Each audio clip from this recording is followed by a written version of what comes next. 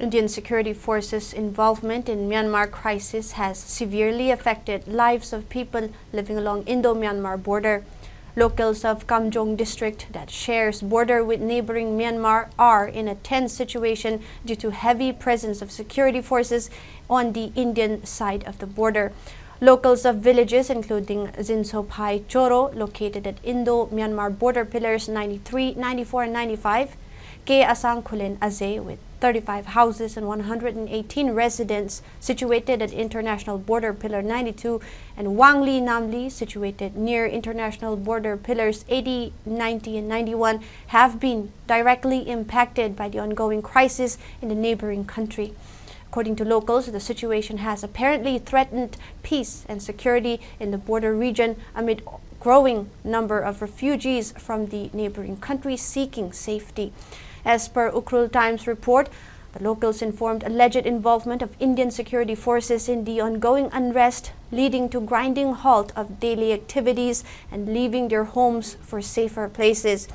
The report revealed a local of Asang Khulen Aze village as Hungyo, stating that locals hear bombs exploding on Myanmar side every day. He highlighted significant increase in Indian security forces causing constant fear of violence.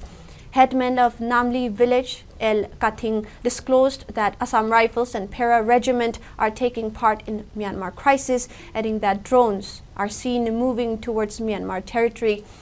He said the locals don't want such actions in the area, and to ensure safety of the locals is his responsibility. Speaking to media, Wangli village headman Ti Tuitung stated that due to the large presence of security forces, fear psychosis has risen among the women and children. According to the headman, security forces numbering around 20 to 25 in a truck would head towards the border, but only 4 to 5 would come back in the evening.